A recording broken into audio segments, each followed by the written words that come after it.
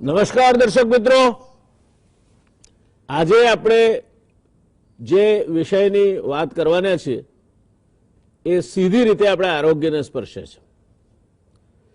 એવું કહેવાય છે કે શરીર માધ્યમ ખલુ ધર્મ સાધનમ. જો શરીર સારું તો બાકીનું બધું જ કરી શકાય. અને શરીર સારું રહે એ માટે આહાર એ ખૂબ જ અગત્યની બાબત છે. નિયમિત કસરત કરવી, બેઠાડું જિંદગી નહીં જીવવી એ પણ એટલી જ અગત્યની બાબત છે. અને પર્યાવરણ કલુષિત હોય તેવા વાતાવરણથી દૂર રહેવું અને જાતે પણ હળવા ફૂલ રહેવું આ સુખી થવાની નિશાની છે. આજે આપણે વાત કરવી છે શિયાળામાં શું આહાર લેવા.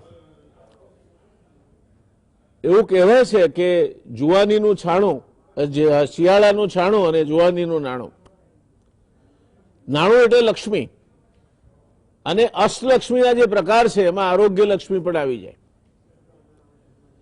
એટલે યુવાનીમાં તમે જો શક્તિ સંચય નહીં કરો, યોગ્ય આહાર વિહાર અને બાકીના બધા નિયમ પાળીને જો નહીં ચાલો તો તમે વૃદ્ધાવસ્થામાં સાવ નિર્બળ બની જશો.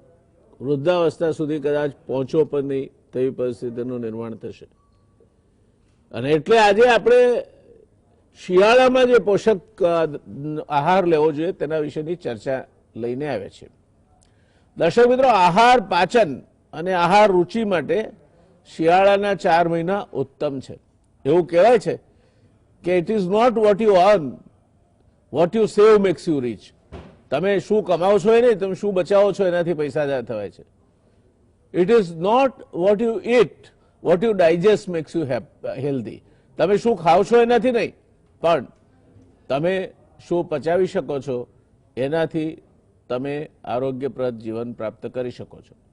અને એટલે જ કહેવાય છે કે ધાન ધરપત, અનાજ જેટલી ભૂખ હોય તેટલું ખાવું, અને ઘી સંપત એટલે શરીરની સંપત્તિ પ્રમાણે ખાવું. આ વાત યાદ રાખીને આપણે આજની ચર્ચા કરીશું. યોગાનો યોગ આજનો દિવસ એ શીતલહરનો દિવસ છે. માઉન્ટ આબુના ગુરુશિખર જેવી જગ્યાએ તો -4 ડિગ્રી સુધી તાપમાન પહોંચી ગયું છે. ગુજરાતમાં કેટલાક સ્થળોએ તાપમાન 7 ડિગ્રી અથવા એથી પણ ઓછું જાય તેવો વર્તારો છે. અને આ શીતલહેર થોડા દિવસ ટકવાની છે. ત્યારે ઠંડી ઋતુમાં શરીરમાં જઠરાગ્નિ તેજ બને છે, કકડીને ભૂખ લાગે છે અને યથાયોગ્ય પાચન થાય છે.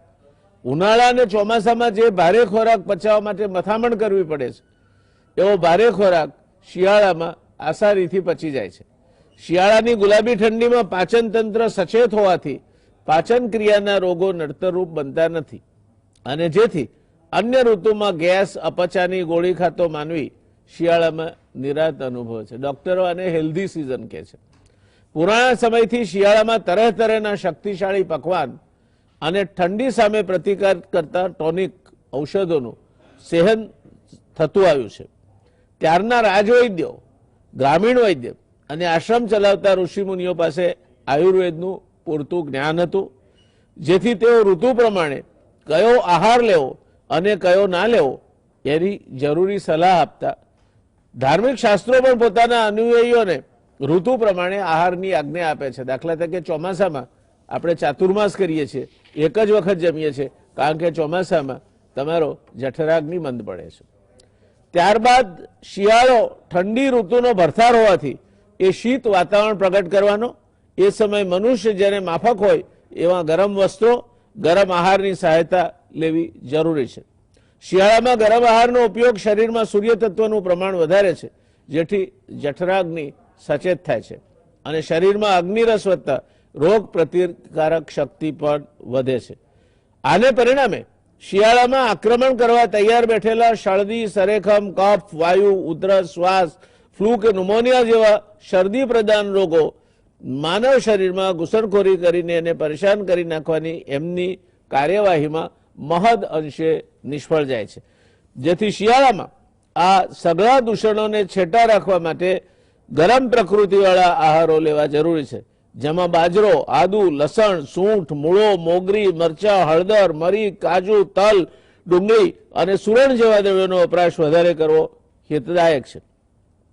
શિયાળાની ઠંડી ઋતુમાં પવનદેવની તાસીર કંઈક ઠંડી અને સૂકી હોવાથી વાતાવરણમાં વૃક્ષતાને વેગ મળે છે, જેથી કરીને એ વૃક્ષતાની લપેટથી દૂર રહેવા માટે સ્નિગ્ધ આહાર દ્રવ્યો જેવા કે તલ કે સરસવ તેલ, ઘી, માખણ, ગોળ, કાળી લીલી દ્રાક્ષ, અંજીર, ખજૂર, દૂધ, તલ, અડદ કે લસણના પાપડ, ભીંડા, ઘી, સૂંઠની મીઠાઈ વગેરે દ્રવ્યો વાપરવા હિતાવહ છે. શિયાળામાં 4 મહિના જઠરાગ્નિ સતેજ રહેતો હોવાથી પેટ લાંબા સમય સુધી ખાલી રાખવું એ અગ્નિરસને કોપાયમાન કરવાની વાત છે. માટે એ સમયે ઉપવાસ, એકટાળા કે ડાયટ કંટ્રોલની પ્રથા જે અનુસરતા હોય એમને ખાસ સચેત રહેવું જોઈએ અને માનવ આરોગ્ય માટે અમુક અંતરે ચોક્કસ ખોરાક ખવાય તે હિતાવહ છે તે વાત સમજવી જોઈએ. વ્રતો, ઉપવાસો, એકટાળા કે ઓછું ખાવાની પ્રથા ઉનાળો અને વર્ષા ઋતુમાં યથાયોગ્ય છે, કારણ કે એ સમયે જઠરમાં અગ્નિરસ ઓછો હોવાથી જઠરાગ્નિ મંદ હોય છે, તેથી પાચન થોડું કઠિન બને છે. એવા વાતાવરણમાં સાદો ખોરાક પચવો પણ ભારે પડે છે, જેથી એવા સમયે એકટાળા, દરણા કે ઉપવાસ આરોગ્ય માટે હિતદાયક ગણાયા છે. બહેનોએ આ બારેમાં ખાસ સમજવા જેવું છે. શિયાળામાં મીઠાઈ કે પકવાન ખાનારા માનવીઓને ભેળસેળવાળા પદાર્થોથી દૂર રહેવું જરૂરી છે, નહીતર ઉલટાની વ્યાધિ વધી જશે. ખજૂર, ખારેક, ટોપરું, અંજીર, કાજુ બદામ જેવા કુદરતી મેવા, ઘેર કે મંદિરમાં બનાવેલા અડદિયા, સારી ફાર્મસીનો ખાતરીવાળો ચ્યવનપ્રાશ ખાવા વધારે સારા. આમળા અત્યારે સહજ રીતે મળતું ફળ છે. આમળાનો રસ પીવો, આદુ, ગુંદ, મેથી, અડદ જેવા દ્રવ્યોનું સેવન કરવું અને ગાયનું ઘી કે દૂધ વાપરવા આ ઋતુ માટે હિતાવહ છે. ગૃહિણીઓ શિયાળામાં મેથી પાક, ગુંદર પાક, તળ સાંકળી કે અડદિયાનો પાક બનાવીને સૌને ખવડાવે તો સમગ્ર પરિવાર માટે શિયાળો આશીર્વાદરૂપ બની રહે. બહેનોને સુવાવડમાં ખવડાવવા આવતું કાટલું શિયાળામાં સૌ કોઈ હોંશે હોંશે ખાઈ શકે, જેનાથી શરીરમાં શક્તિ અને ગજબ સ્ફૂર્તિ પ્રગટ થાય છે. તો દર્શક મિત્રો, આ શિયાળાને લગતી ખોરાક આપણે એને વસાડા પણ કહીએ છીએ. મેથીના લાડુ કે ગુંદ કે કેટલાક જગ્યાએ બાળકના હાડકાં મજબૂત બને એટલા માટે અશેડિયાની સુખડી કરીને પણ ખવડાવાય છે. કાજુ, બદામ, ચિલગોજા, અખરોટ, અંજીર આ બધા જેને પોસાય તે પણ ખાઈ શકે છે. અને આ ન પોસાય તે આપણી જેમ ગરીબોની કસ્તુરી ડુંગળી છે એમ ગરીબોની બદામ મગફળી છે તે પણ ખાઈ શકે છે, જેથી પ્રોટીન મળી રહે. આજે આપણે આ સમગ્ર વિષયની ચર્ચા કરવાના છે અને આપણી નિષ્ણાત પેનલમાં આજે જોડાયા છે ડોક્ટર હિતેશભાઈ જાની, પૂર્વ આચાર્ય છે ગુજરાત આયુર્વેદ યુનિવર્સિટીના અને લોકાયુર્વેદના સર્જક છે. હિતેશભાઈ એ ગુજરાત સમાચાર ટેલિવિઝનના દર્શક મિત્રો માટે અથવા ગુજરાત માટે પણ નવું નામ નથી અને એમની ઓળખ જ ડોક્ટર હિતેશ જાની તરીકે કાફી છે. Doctor Sonalben Soni bachelor of homeopathic medicine and સર્જરીની ડિગ્રી ધરાવે છે. Post graduate diploma in nutrition and dietetics, homeopathy dietitian અને ક્લિનિકલ ન્યુટ્રિશનિસ્ટ તરીકે 8 વર્ષનો તેઓશ્રીને અનુભવ છે. વેઇટ મેનેજમેન્ટ, ન્યુટ્રિશન અને ડાયાબિટીસ કંટ્રોલ કઈ રીતે કરવું તેની સોનલબેન સલાહ આપે છે. ડોક્ટર વનિશા નાંબિયાર, ન્યુટ્રિશનમાં તેઓશ્રીએ પીએચડી કર્યું છે. મહારાજા સાહેબરાવ યુનિવર્સિટીના ફૂડ એન્ડ ન્યુટ્રિશનમાં તેઓશ્રી પ્રોફેસર છે. મેટરનલ અને child health nutrition food system પોલિસીમાં તેઓ રિસર્ચ કરી ચૂક્યા છે. શરૂઆત કરીશું આજે વનિશાબેન આપનાથી.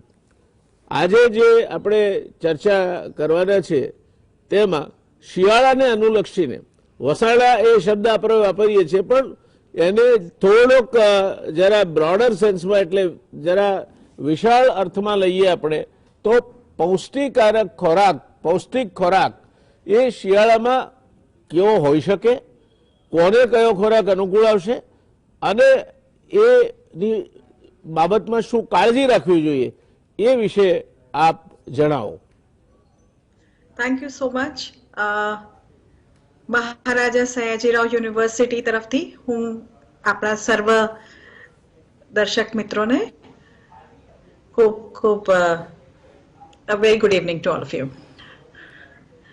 હવે જે સવાલ છે કે આ વિન્ટર એટલે શિયાળો, સમર અને મોન્સૂન એટલે ઉનાળો અને વરસાદની સિઝન કરતા ડિફરન્ટ કેવી રીતે છે, અલગ કેવી રીતે છે? તો શિયાળાની અંદરમાં આપણને માંદા એટલે આપણી ઇમ્યુન સિસ્ટમ સરખી કરવા માટે એક બહુ જ સરસ તક છે. આપણે થર્મોજેનિક ફૂડ્સ લઈએ જેના કારણે આપણને જે ઠંડી બહારની ઠંડી છે એ આપણને ઓછી લાગે એવા ફૂડ્સ છે. એટલે નોર્મલી તમે જે પણ ફૂડ મોઢામાં નાખો એના પછી એનું જે મેટાબોલિઝમ થાય છે તો થર્મોજેનિક ઇફેક્ટ આવે જે પ્રમાણના તમે ખોરાક ખાઓ એ પ્રમાણે. તો એટલે વિન્ટરમાં ઇમ્યુનિટી બૂસ્ટિંગ ફૂડ્સ અને સાથે સાથે શક્તિદાયક એવી અને ગરમી પ્રદાન કરે એવા આપણે ખોરાક ખાઈએ એવું આપણે વર્ષોથી એક ટ્રેડિશન છે. એની અંદરમાં એક નામ આપણે આપ્યું છે વસાણાનો. હવે વસાણું એકચ્યુઅલી શું છે? એ ફૂડ જે આપણને કુદરતી રીતે અંદરમાં જ્યારે આપણે ખાઈએ તો હીટ વધારે છે બોડીની, થર્મોજેનિક ઇફેક્ટ્સ એ ફૂડની વધારે હોય. કયા કયા ફૂડ હોય છે? તો નટ્સ એન્ડ ઓઇલ સીડ્સ, કોઈ પણ ટાઈપના જે રીતે તમે આગળ વાત કરી એવી રીતે આપણા ગુજરાતની અંદરમાં મગફળી છે, તલ છે. તો આ તલ અને મગફળી એ બહુ જ easiest way of improving your immunity, protein intake અને ઠંડીથી બચાવવા માટે એક મોટું કામ કરે. જે બીજી વસ્તુ જે વિન્ટરમાં પુષ્કળ મળે એ શાકભાજી. આમળાની વાત તમે કરી, લીલી શાકભાજીની વાત કરી અને એવી જ રીતે આપણા ગુજરાતની અંદરમાં ઊંધિયાનો પ્રયોગ એટલે થાય છે, પોર્કનો પ્રયોગ વધારે થાય છે. તો whole grain legumes, nuts and oil seeds, fruits, dry fruits, dairy products અને ખાસ કરીને ઘી પણ સાવચેતીથી ખાવાનું. સવારે એક અડદિયું કે એક ગુંદર પાક નો પીસ અને દૂધ.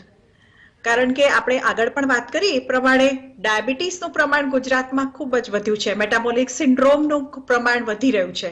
એટલે વિન્ટર છે એટલે બહુ જ બધું ઘી, ગોળ અને વસાણા નહીં ખાવાના. અને depending on the diet, depending on your entire requirements આપણે એક પીસ દિવસનો સવારના જરૂરથી ખાવાનો. જી વનિષાબેન. દર્શક મિત્રો, વનિષાબેને જે આપણને સલાહ આપી તે એવી આપી છે કે તમારે રોગ પ્રતિરોધક શક્તિ તમારી વિકસે એવા ખોરાક લેવાય. એટલે દાખલા તરીકે વિટામિન સી માટે અત્યારે આમળાથી સારી બીજી કોઈ વસ્તુ તમને મળી ના શકે, તો તમને તમારી રોગ પ્રતિરોધક શક્તિ વિકસાવવામાં મદદ કરે, ગરમી આપે. શરદી, ઠંડીની મોસમ છે એટલે આપણને શરીરમાં જ્યારે થર્મોજેનિક કે એટલે ગરમી આપે એવા ખોરાક એટલે કે ઘી લો, ચરબી, એના વિવિધ પ્રકારો અને સાથે સાથે શક્તિ આપે. શાકભાજીની આ મોસમ છે, જાત જાતના શાકભાજી જે આમ સામાન્ય રીતે વર્ષમાં જોવા નથી મળતા એ આ 4 મહિના તમને જોવા મળે છે. એટલે સુરતીઓ એનું સરસ મજાનું ઊંધિયું બનાવે છે. હવે તો કતારગામની પાપડી તો લગભગ અદ્રશ્ય થઈ ગઈ છે, પણ ઊંધિયું એ બધી શાકભાજી ભેગી કરીને ખાવાનું એક આદર્શ વાનગી છે. એ જ રીતે પોંક, આ વખતે પોંકની સિઝન પણ મંદી છે કારણ કે પ્રવાસીઓની આવન જાવન ઓછી છે એટલે પોંકની સિઝન મંદી છે. અને સુરતમાં તો પોંકની સાથે પાછી મરચાની સેવ હોય, મરીવાળી સેવ હોય, ખાટી સેવ હોય, તમારી સાદી મીઠાવાળી સેવ હોય.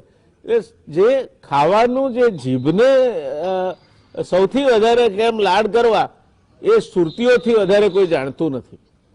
એટલે આ બધી બાબતોનો લક્ષમાં રાખીને અને એક વસ્તુનો ખ્યાલમાં રાખીને કે આપણે એનાથી એવું ન કરીએ કે વજન વધે ને ડાયાબિટીસને વેગ મળે, કારણ કે દર 6 ગુજરાતીએ 1 ગુજરાતી ડાયાબિટીસનો દર્દી છે.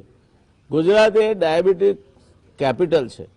અને આ બધું ખાઓ તો વધારાની મારી સલાહ તમને ઉમેરું કે બેઠાડું જિંદગી નહીં જીવવાની, કસરત કરવા માટે, ચાલવા જવા માટે, સાયકલ ચલાવવા માટે, જીમમાં જવા માટે શિયાળો એ આદર્શ ઋતુ છે. અખાડામાં જવું હોય તો શિયાળો એ આદર્શ ઋતુ છે.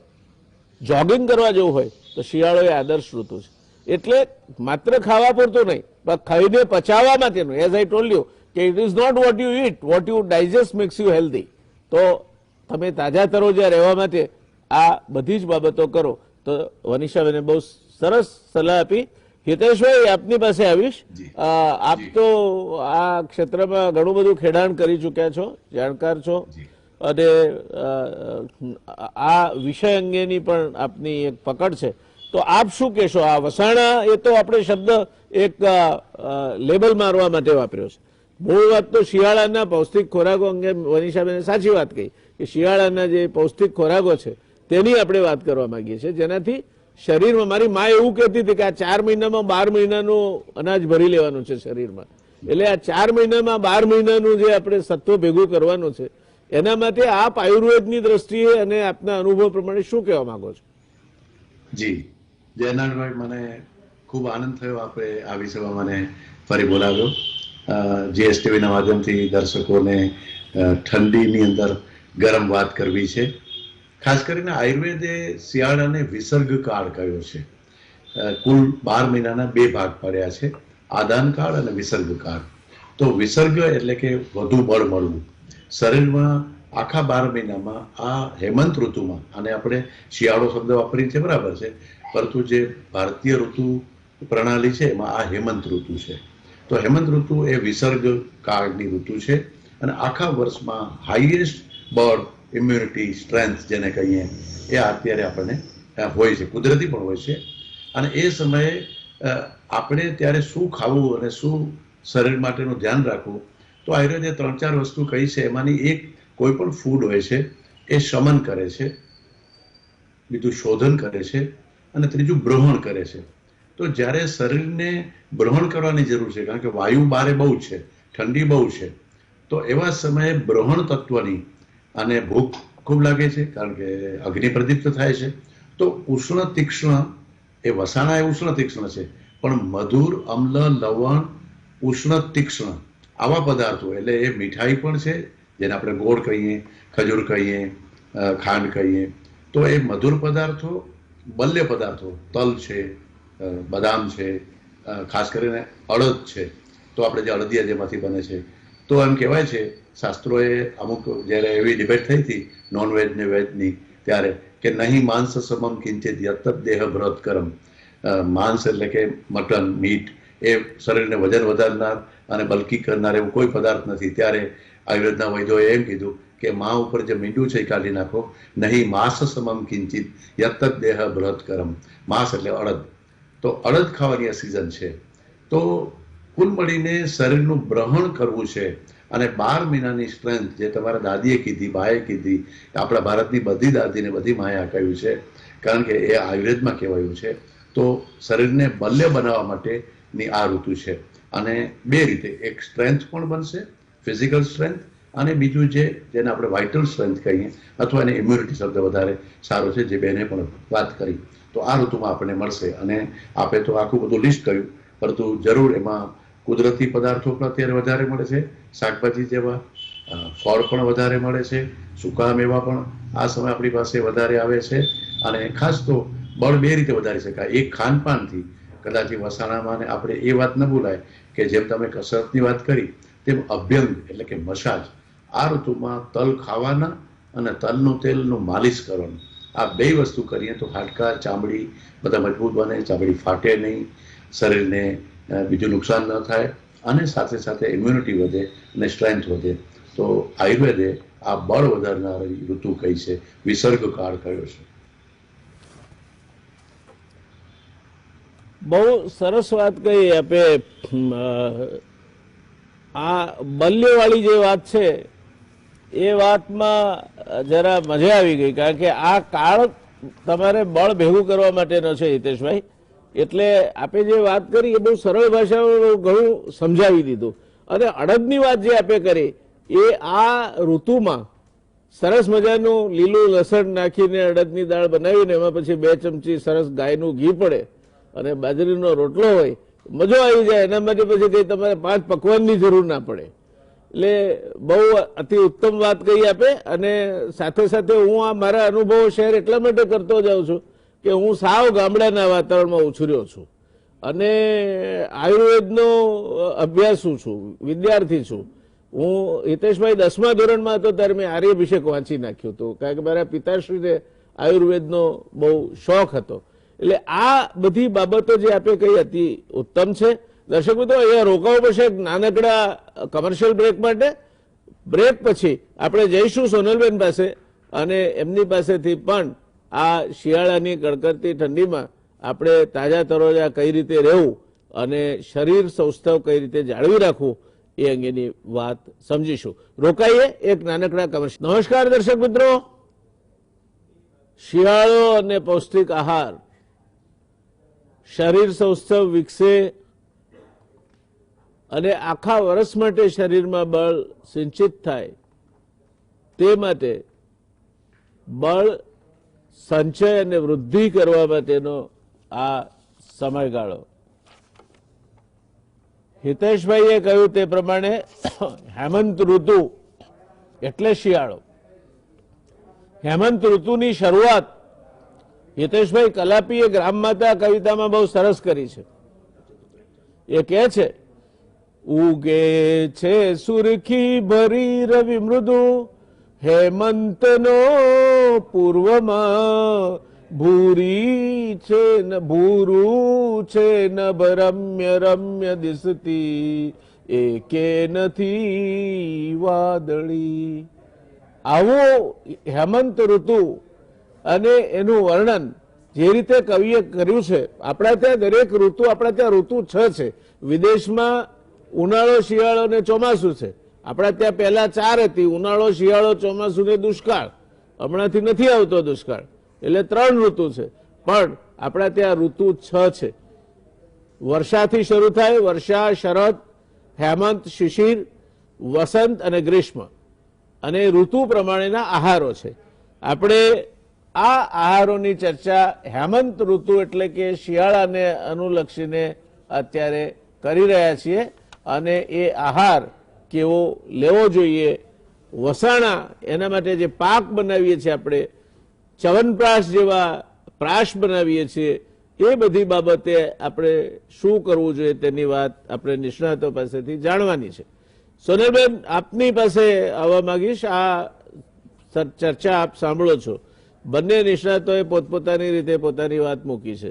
આમાં આપ પોતે પણ ડાયટિશિયન અને ક્લિનિકલ ન્યુટ્રિશનિસ્ટ તરીકે કામ કરો છો, તો આપે શું ઉમેરવું છે? હું અત્યારે શરૂઆત કરું છું એક ગુડ ન્યુટ્રિશનથી. એક ગુડ ન્યુટ્રિશન એટલે શું કે આપણા ખોરાકમાં કે આહારમાં વિવિધ પ્રકારની આપણે ખોરાક લેતા હોય તો એમાંથી જે છે આપણને આપણું હેલ્થ સારું થાય, આપણી એનર્જી મેન્ટેન થાય અને આપણી ઇમ્યુનિટી બૂસ્ટ થતી હોય. ન્યુટ્રિયન્ટ્સમાં આપણે વાત કરીએ તો ન્યુટ્રિયન્ટ્સમાં protein, carbohydrate, fats, water, minerals અને વિટામિન્સ એ આપણે ગુડ ન્યુટ્રિશન માટે બહુ જ જરૂરિયાત હોય છે. અને આ જે વસ્તુઓ જે બધી છે એ શિયાળામાં આપણે ખોરાકમાં લઈએ તો આપણે કોમન કોલ્ડ કે કફ છે, ફ્લૂ જેવી બીમારી છે એમાંથી આપણે ના થાય એની અસર એ આપણે ધ્યાન રાખી શકીએ. બીજું કે અત્યારે આપણે શિયાળામાં જે વિવિધ શાકભાજીઓ મળે છે, પછી વિવિધ ફળ મળે છે, બેરીઝ મળતા હોય છે, ડ્રાય ફ્રૂટ્સ છે, પછી આપણે એ બધી વસ્તુઓમાં વિટામિન્સ, મિનરલ્સ, પછી ફાઇબર્સ છે, એ બધી વસ્તુ આપણે ખોરાકમાં ઉમેરીએ તો આપણું ન્યુટ્રિશન એ 4 મહિનામાં આપણે આખા વર્ષનું ન્યુટ્રિશન એમાં આપણે ઉમેરી લઈ શકીએ છીએ. એટલે આ વસ્તુઓ જે છે એ આ 4 મહિનામાં જેટલી આપણે ખાઈ શકીએ એ બહુ જ સારી રહે. બીજું કે આપણે વાત કરીએ કે વસાણા છે એમાં અનેક પ્રકારના વસાણા બનતા હોય. એમાં મેથી પાક હોય, ગુંદર પાક હોય, પછી સાલમ પાક છે, કચરિયું છે. આ બધી વસ્તુઓમાં ઘી અને ગોળ સાથે એક ટ્રેડિશનલી આપણે એ ડીશ બનાવતા હોઈએ છીએ અને શિયાળામાં એનું આપણે ખોરાકમાં લેતા હોઈએ છીએ. એ વસ્તુઓ જે છે એના હેલ્થ બેનિફિટ્સ શું છે કે એક તો આપણે રેસ્પાયરેટરી ટ્રેક આપણો એક વસ્તુ એ ક્લિયર કરતા હોય છે. બીજું આપણી ઇમ્યુનિટી રોગપ્રતિકારક ક્ષમતા વધારવામાં હેલ્પ કરતા હોય છે. ડાયજેશનમાં એ બહુ જ સારા અસરકારક હોય છે. અને બીજું કે આપણે અગર કોઈને કોન્સ્ટિપેશનની સમસ્યા હોય તો એના માટે પણ બહુ સારા હોય છે. ડાયાબિટીસમાં કંટ્રોલ કરવામાં એ હેલ્પ કરતા હોય છે. અને હાર્ટ ડિસીઝીસ માટે પણ બહુ સારું હોય છે. આપણા શિયાળામાં જે છે આપણા શરીરમાં જે છે તાપમાન મેન્ટેન કરવા માટે આ બધી વસ્તુ જે છે ઉષ્ણતા વધારતી હોય છે અને આપણા શરીરનું તાપમાન મેન્ટેન કરતી હોય છે. એટલે આ બધી વસ્તુ આપણે ખોરાકમાં શિયાળામાં લેવી બહુ જરૂરી છે. હિતેશભાઈ, આપની પાસે આવીશ. આપણે આ વસાણાની વાત કરીએ છીએ, એમાં મેથીની વાત કરી. અશેડિયાની સુખડી બાળકોને ખવડાવે છે, એમના હાડકા મજબૂત થાય એ માટે. પછી લીલું લસણ ઘીમાં પલાળીને પકાવીને ખાવામાં આવે છે. એ ઉપરાંત જે બીજા દ્રવ્યો પડે છે, ગંઠોડા છે, વિલાયતી ગોખરું જેને કહે છે તે છે, મુસળી છે, આવા બીજા અનેક વસ્તુ ટોપરા સમેત એમાં નાખવામાં આવે છે. તો આ આદર્શ રીતે આખું જો મિક્સ આપણે ભેગું કરવું હોય તો કયા કયા દ્રવ્યો આપ આયુર્વેદિક દ્રષ્ટિએ વિચારીને કયા કયા દ્રવ્યો આ પાકમાં ખાવા જોઈએ એવું કહેશો? કારણ કે બજારમાં જે અડદી આવે છે એમાં એક તો મોટામાં મોટી મુશ્કેલી એ થાય છે કે એના ઉપર ઘીનું પણ એટલું બધું ચડેલું આવે છે કે બાળક તો એને જોઈને દૂર જાય. એટલે એ જે બજારમાંથી આપણે લાવીએ છીએ વસ્તુઓ એમાં કઈ બાળકને જેને કઈ એનાથી ઘીથી થોડીક તકલીફ હોય એ માણસને તો ભાવશે જ નહીં. તો આપ શું કહેવા માંગો છો આની? ના, એના માટે આપણું જે કાટલું અથવા 32 છે, કુલ 32 પદાર્થો સાથે જે આપણું આ કાટલું બને છે. એમાં ત્રિકટુ એટલે 3 જાતના કટુ, સૂંઠ, પીપર, ત્રિફલા, ત્રિજાત, કેસર, એટલે એ બધા એવા તિક્ત અને કટુ આ બધા રસવાળા પદાર્થો કે જે જીભને ગમે છે અને એનાથી ગરમી પણ ઉત્પન્ન થાય છે. જે કંઈ ખાઈએ એ પણ પચે છે. કેસર છે, જાવંત્રી છે, તજ છે, લવિંગ છે. તો આ બધા પદાર્થો સુગંધી પણ છે. એમાં એક વોલેટાઇલ ઓઇલ રહેલા છે જે કાર્બોનેટિવ છે, ભૂખ પણ લગાડે અને પચાવે પણ. આયુર્વેદમાં એક સૂત્ર કીધું છે વન્નિમ કુર્યાત, એટલે કે અગ્નિ કરે છે. અમુક પદાર્થો ન પચતી અન્નમ, પણ એ અન્ન પચાવતા નથી, એ ખાલી ભૂખ લગાડે. તો પછી પચાવવા માટે બીજી વસ્તુ લેવી પડે. તો આ સ્લેશ છે વન્નિમ કુર્યાત ન પચતી અન્નમ, પરંતુ વન્નિમ કુર્યાત ન પચતી અન્નમ. અમુક જેમ કે સૂંઠ છે એ ભૂખે લગાડે ને અન્ન પણ પચાવે. તો એક જ વ્યાખ્યામાં દીપન અને પાચન બંનેની આમાં વ્યાખ્યા કરેલી છે. તો આ જે વસાણા કે કાટલું 32 કે બધા આપણા હર્બ જે સ્પાઇસીસ છે, આ બધા આપણી ઇમ્યુનિટી વધારે છે. એટલે કે આખા વર્ષનું બળ ભેગું કરવા માટે એમાં આપણે અડદ એડ કરીએ છીએ, તલ એડ કરીએ છીએ. એટલે તલ સાથે આ જોઈ સ્પાઇસીસ નાખીએ અથવા અડદ સાથે આપીએ કે મગફળી સાથે આપીએ કે કોઈ પણ જે બેને વાત કરી કે પ્રોટીન કયો, તો મસલ્સને ઠીક કરવા છે, મસલ્સ મજબૂત કરવા છે, શરીરની સ્ટ્રેન્થ વધારવી છે, તો આ બધા પદાર્થો જોઈએ. પણ જે અગ્નિ વધારવો છે, પાચન તંત્ર ઠીક રાખવું છે, રોગ પ્રતિકારક ક્ષમતા વધારવી છે, તો એ બધા વસાણા આ જે તીખી વસ્તુઓ છે એની માત્રા ઓછી હોય છે. જેમ કે ચ્યવનપ્રાશમાં 36 દ્રવ્યો છે. સૌથી વધારે તો આમળા જ છે. આમળાનો અવલેય છે. મહર્ષિ ચ્યવન ઋષિએ એ પોતે યુવાન બનવા માટે ખાવ્યો હતો.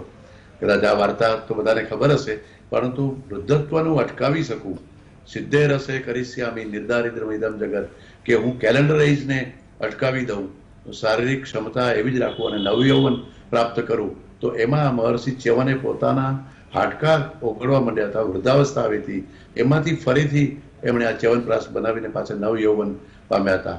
એટલે ખાલી બલ આપે છે એવું નહીં, પણ રીજનરેટ કરે છે. અને ડીજનરેટિવ પ્રોસિજરને અટકાવે છે. તો આમળા જેવી વસ્તુ જેને ત્રિદોષ નાશક તો કયા છે પણ એને રસાયણ કીધા છે. તો આવી રસાયણ પદાર્થો પર બહુ લેવામાં આવે છે. શેરડી પણ એવી જ વસ્તુ છે. આપણે શેરડી બાબતમાં એમ કહીએ કે શિયાળામાં શેરડી ખવાય અને ઉનાળામાં શેરડી પીવાય. એટલે જે રસ છે એ ઉનાળામાં પીવાનો છે. તો ગોળ છે, કાકવી છે, તમે સૌરાષ્ટ્ર બાજુ આવ્યા હો, ઇવન વલસાડ અને દક્ષિણ ગુજરાતમાં ગરમ ગોળ અત્યારે બનતો હોય, બની રહ્યો છે, હવે તો વેચાવા આવી ગયો, પણ એ કાકવી ગરમ ગોળ ખાઈએ તો એ જે તાકાત આવે છે.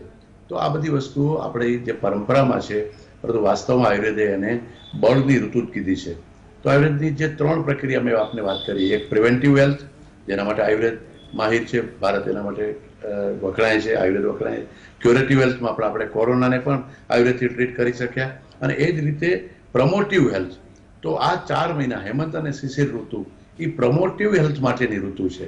તો બળની ઉપાસના કરવા માટે બલમ ઉપાસ્ય, તો એના માટેની આ ઋતુ છે. એમાં વસાણા અને આ પાક બંને રીતે ઉપયોગી થઈ શકે છે. હિતેશભાઈ, બજારમાં ચ્યવનપ્રાશ આપણે લેવા જઈએ તો અનેક બ્રાન્ડના મળે છે, એની વિશ્વસનીયતા કેટલી?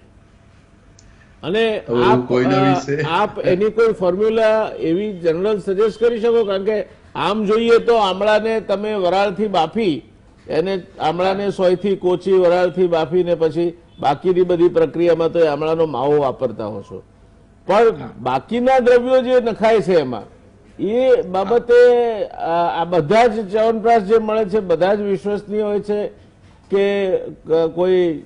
હું કોઈ બ્રાન્ડ સજેસ્ટ કરવા નથી કહેતો, સામાન્ય આપનું શું એના ઉપર અવલોકન છે? ખરેખર આયુર્વેદનો સૌથી વધુ વેચાતું આ ચ્યવનપ્રાશ, વાસ્તવમાં જેટલા ભારતમાં આમળા ઉત્પન્ન થાય છે એનાથી તો વધારે નિકાસ થાય છે ચ્યવનપ્રાશની. એટલે આપણે એ બાબતમાં જરા સામાન્ય નાગરિકને દુવિધા બહુ રહીએ. અને વાસ્તવમાં એમાં ઘણીવાર કદ્દુ કે દૂધી કે સક્કરિયા જ નાખવામાં આવતા હોય છે. મોટી મોટી બ્રાન્ડો એકબીજામાં જાસૂસ મૂક્યા અને એમના પકડી પણ પાડ્યા છે, એના ઉપર કેસ પણ થયા છે. ક્યારે જવા દઈએ, પણ ચ્યવનપ્રાશ આપ ઘરે પણ બનાવી શકો છો. જ્યારે આપણે વાત જ કરી છે તો 36 દ્રવ્યમાં મુખ્ય તો આમળા જ છે.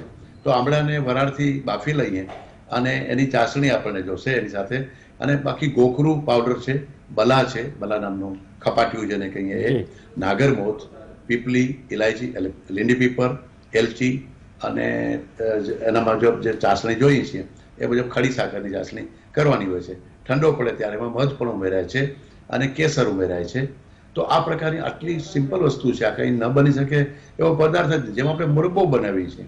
બસ થોડું એનાથી ગાંઠું અને પછી આ બધા વસાણા એમાં પડે છે, જરા સૂંઠમારી પીપર, એના કારણે જરા એનો કલર બ્રાઉન તરફ જાય છે અથવા કોફી બ્રાઉન તરફ જાય છે. પણ એ ટેસ્ટી પણ એટલે જ બને છે અને ઉપયોગી પણ એટલે જ છે. તો બજારના ચ્યવનપ્રાશ કરતાં આજે તો ઇન્ટરનેટમાં તમે જુઓ, ઇવન આજે મેં તો ઘણી બધી આજની બહેનો છે એ બધી પોતાની રેસીપી મૂકે છે. તો ચ્યવનપ્રાશની રેસીપી અમારા આયુર્વેદના વૈદ્યોએ ઘણી મૂકી છે ઇન્ટરનેટ ઉપર. તો એ આપ જોઈને ઘરે ઘણા બધા બહેનો એ બનાવી શકે છે. પોતાનો જ ચ્યવનપ્રાશ બનાવો તો વધારે સારું, એવું મારું આમાં સૂચન છે. દર્શક મિત્રો, આમળા અત્યારે સરસ મજાના ને જથ્થાબંધ મળે છે, એમાં ભેળસેળ થવાનો કોઈ અવકાશ નથી. અને હિતેશભાઈએ કહી તે વાત 100% સાચી છે. ક્યાંક કોઈક દૂધી નાખે, કોઈ કોળું નાખે, કોઈ સક્કરિયા નાખે, આ બધું કર્યા વગર આ એવી કોઈ જેને અતિ કોમ્પ્લિકેટેડ કહેવાય અથવા જટિલ કહેવાય એવી પ્રક્રિયા નથી.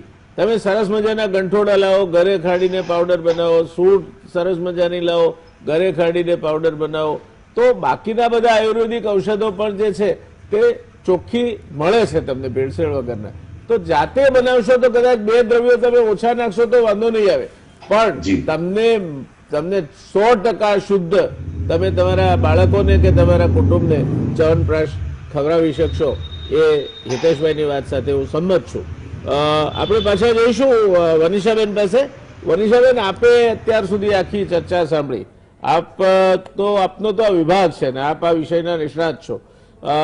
આપે શું સૂચન કરવું છે, શું કરવું જોઈએ? ગુજરાતની જે ખોરાકની પદ્ધતિ છે અને વ્યથા તો એ છે કે હમણાં જ નેશનલ ફેમિલી હેલ્થ સર્વે 5 આવ્યો ગુજરાતમાં 6 મહિનાથી માંડીને 5 વર્ષ સુધીના 80% બાળકો કુપોષિત છે.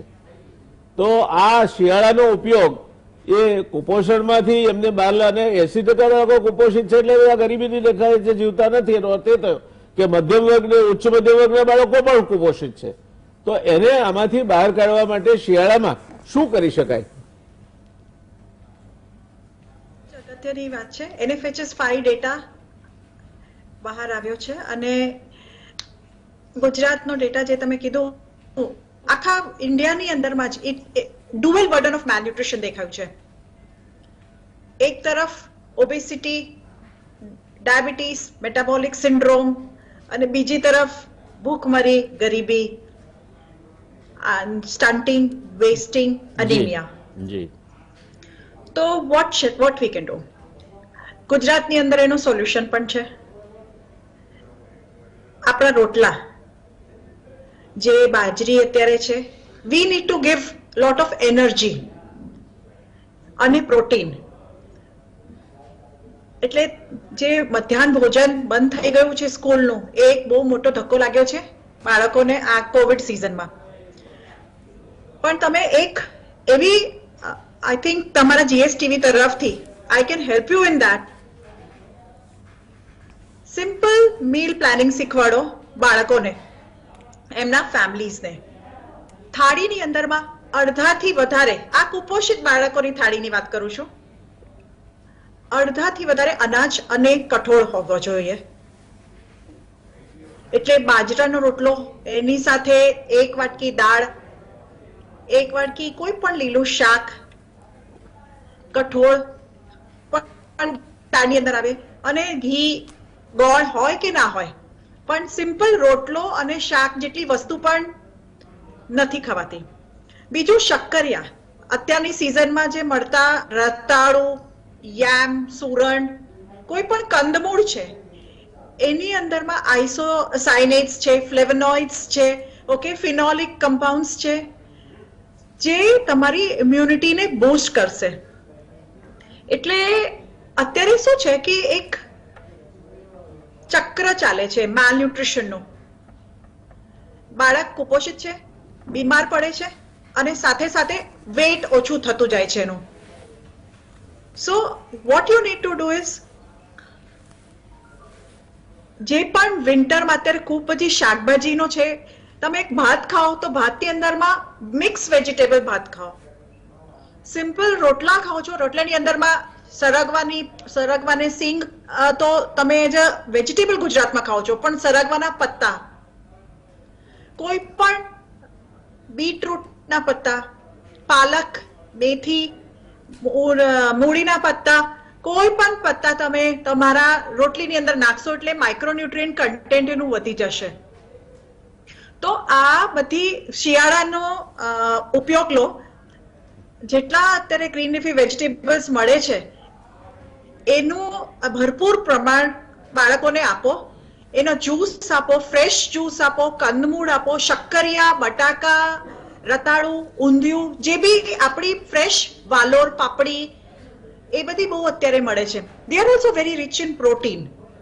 તો પ્રોટીન માટે તમારે બદામ કે એવા બધા એક્સપેન્સિવ વસ્તુ ખાવાની જરૂરત નથી. લોકલ સિઝનલ વસ્તુ છે. બીજું, શિયાળામાં સૂપનો કોન્સેપ્ટ જ નથી ગુજરાતની અંદર.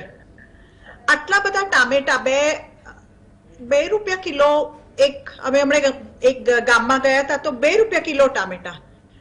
તો અમુક શહેરમાં 10, 20, 30 રૂપિયા મળે છે maximum. So why not eat that? So soups, salads, અને જેટલી બી વસ્તુ તમે ખાઓ એને 1 પોટ મીલ કરીને ખાઓ. દાળ ઢોકળી ખાઓ છો તો દાળ ઢોકળીમાં વાલોર પાપડી નાખો. સો દાળ છે, ઢોકળી છે, વાલોર પાપડી છે, ઉપર થોડું ઘી, એટલે કમ્પ્લીટ મીલ થઈ જાય એક થોડુંક રાઈસ સાથે ખાઓ તો. તો આ એક how to deal malnutrition is a very diverse topic, but it is possible. અગર ફાર્મા કંપની ઇન્ટરવેન્શન ના આપે તો આપણે આપણી રિજનલ સિઝનલ ફૂડ ખાઈને આપણા ભારત દેશનું ન્યુટ્રિશનલ સ્ટેટસ સરખું કરી શકાય. બીજું ખૂબ વસાણા- સાચી, આપે ખૂબ સાચી વાત કહી બેન, પણ કમનસીબે કાં તો આપણામાં અક્કલ નથી, કાં તો આપણે ગેરમાર્ગે દોરાયેલા છીએ. કારણ કે NFHS 4 એમાં 63% હતું માલન્યુટ્રિશન, NFHS 5 એમાં 80% થયું, અને આપણે કહીએ છીએ 17% વધ્યું, પણ 63%ના બેઝ પર 26% વધ્યું છે. એટલે આ ચિંતાનો વિષય છે. અને શિયાળાના ખોરાકના ભાગરૂપે ખૂબ સરસ વાત કહી આપે. દર્શક મિત્રો, જે વનિષાબેને વાત કહી ખૂબ અગત્યની વાત છે કે તમે બાળકોને આ શાકભાજીને બધું ખાવાની ટેવ પાડો. આપણા ત્યાં જે મારો પણ ડોક્ટરેટનો આ વિષય હતો, ન્યુટ્રિશન અને હ્યુમન ડેવલપમેન્ટ ઇન્ડેક્સ, તો ફૂડ બાસ્કેટ પાછળ થતો ખર્ચો ઘણો છે, પણ એ ખર્ચો એ રાઈટ કાઇન્ડ ઓફ ફૂડ ખાવામાં નથી થતો. એના કારણે ઘણી બધી જગ્યાએ કાં તો ઓબેસિટી થાય છે, આપણે સાચી વાત કહી, કાં તો બાળક એકદમ જાડિયું પાડિયું થઈ જાય, રોલીપોલી થઈ જાય, અને કાં તો કુપોષિત રહે છે. એટલે આપણે એક પ્રજા તરીકે બધો જ દોષ માને દઈએ એ યોગ્ય નથી. આપણે એક પ્રજા તરીકે સાચું ખાવાનું ને સારું ખાવાનું ક્યારે શીખીશું એ પ્રશ્ન છે. સવારમાં નાસ્તામાં પણ તમે એક સાવ સરળ વસ્તુ ખાતા હો, ઉપમા જેવી, તો એમાં 500 ગ્રામ વેજીટેબલ નાખી શકાય છે, નાના નાના ટુકડા કરીને. આ બાબત આપણા હાથની છે, આ કઈ સરકાર ના કરે. કુપોષણ એ લડવા માટે આપણે જ સુસજ્જ થવું પડશે, આપણે જ એના વિશે સભાનતા કેળવવી પડશે, અને આપણે જ એ દિશામાં આગળ વધવું પડશે. મને લાગે છે આપની વાત સાચી છે, જુદો વિષય છે, આપણે અલગથી એના માટે પણ ચર્ચા કરીશું. સોનલબેન, ફરી આપની પાસે આવું છું ને આ મને લાગે છે કે આ આપણું જે ચર્ચા છે એનો અંતિમ રાઉન્ડ છે. આપે જે વાત કહી એમાં આપને કંઈ ઉમેરવા જેવું લાગે, અથવા તો હિતેશભાઈ અને વનિષાબેને જે વાત કહી એમાં કંઈ આપને ઉમેરવા જેવું લાગે તો આપ ઉમેરી શકો છો. સર્વપ્રથમ તો થેન્ક યુ ડૉક્ટર, મને તમે અહીંયા બોલવા માટે સંધિ આપી. હા, અને મને ઉમેરવા જેવું એવું લાગે છે કે અત્યારે એક હેલ્ધી ફૂડ અને સુપર ફૂડ્સનું જે ટ્રેન્ડ ચાલે છે, એમાં આપણે જે સુપર ફૂડ્સમાં જે રાગી છે, કિનવા છે, જે માઇનર મિલેટ્સ કહેવાય, કે સીડ્સ છે, જેવું કે કોળાના બીજ છે, સૂર્યમુખીના બીજ છે, શિયાના બીજ છે, એ બધી વસ્તુઓ પણ આપણે અગર શિયાળાના જે વસાણાના વાનગીઓ છે અથવા પાક જે બનાવતા હોય એમાં આપણે ઉમેરીને એના પણ આપણે પાક કે એનર્જી બાર જેવું એને આપણે એક ફીલ આપીએ, તો નાના છોકરાથી લઈને મોટા માણસ સુધી, અને ઓછા આ જે વસ્તુઓ છે એ બધી ઓછી જાગરી સાથે આપણે બનાવીએ તો એના શરીર માટે બહુ જ સારા ફાયદા છે. અને એ શિયાળામાં બહુ જ સારી રીતે બધા કન્ઝ્યુમ પણ કરી શકે, અને એનું હેલ્થ બેનિફિટ બહુ જ સારું રહે. જી, વનિષાબેને પણ આ જ વાત કહી, હોલ બાઉલ તમે એક દાળ ઢોકળી બનાવો તો એમાં બાકીની બધી વસ્તુઓ પણ નાખો અને ખાઓ, અને ભાત બનાવો તો એમાં પાલક પણ નાખો અને બીજી બધી વસ્તુઓ પણ નાખો, એટલે તમને બાકીની જે પોષક તત્વો છે તે મળી રહે. દર્શક મિત્રો, આપણે પોંખની વાત કરી, ઊંધિયાની વાત કરી, પણ અત્યારની સિઝનમાં તમે જો સુરતથી આગળ જવાના હો તો એક બીજી સરસ તમને શાકભાજીની વાનગી મળે જેનો ચટાકો તમારી જીભમાં રહી જશે, એ છે ઉંબાડિયું. ઉંબાડિયું એક એવી વાનગી છે કે જે ગરમીથી શેકાઈને પાકે છે, અને એમાં બધા જ શાકભાજી ત્યાં જે પાકે છે તે રીંગણ અને કંદથી માંડીને રતાળુ સુધીના એમાં નાખવામાં આવે છે. ખૂબ જ સુરતીઓ જે કંઈ કરે એમાં આમ તો તેલ બહુ વપરાય, પણ આ તેલ વગરની વાનગી છે. અને ઊંધિયું પણ આમ તો તેલ વગરની જ વાનગી હોય છે. માટલામાં બધા શાકભાજી ભરી અને માટલું ઊંધું મૂકીએ આપણે, એના ઉપર અગ્નિ પેટાવીએ અને એ પાકે અગ્નિની ગરમીથી, એ ઊંધું માટલું મૂકીએ છીએ માટે ઊંધિયું કહેવાય. એના બદલે આપણે તેલમાં તરતું ઊંધિયું ખાઈએ છીએ ઉત્તરાયણ વખતે. આપણે જે નહીં ખાવાનું એ ખાઈએ છીએ અને ખાવાનું તે નથી ખાતા.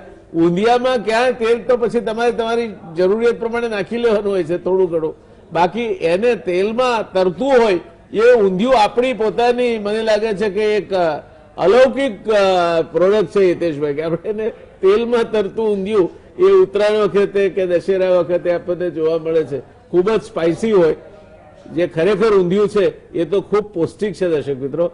એ જ રીતે ઉંબાડિયું તમને સુરતથી આગળ જવાનો મોકો મળે તો એનું ટેસ્ટ કરવાનું ભૂલશો નહીં. રોડની આજુબાજુ જ્યાં ધુમાડો દેખાય ત્યાં ઉંબાડિયું મળે છે, માની લેજો અને ઉભા રહી જજો, મજા આવશે તમને. આ મારી ખાસ ભલામણ છે. દર્શક મિત્રો, આજે ચર્ચા કરી એમાં ખૂબ સરસ ચર્ચા થઈ. હિતેશભાઈએ પણ ચ્યવનપ્રાશથી માંડીને બલ અને પુષ્ટિવર્ધક ખોરાકો અને તત્વો કયા છે એના વિશે આપણને માર્ગદર્શન આપ્યું. વનિષાબેને એમની રીતે આખી વાત ખોરાકની સાથે જોડીને કઈ રીતે આપણે હોલ પ્લેટ ખાવી, એટલે અડધી પ્લેટમાં શાકભાજી કઠોળ હોય અને અડધી પ્લેટમાં તમારું અનાજ હોય, એ રીતે કરીને તમે બધું જ ભેગું કરીને ખાઓ તો તમને બેલેન્સ ફૂડ મળી રહે, એક સમતોલ આહાર મળી રહે, તે પ્રકારની એમણે વાત કરી.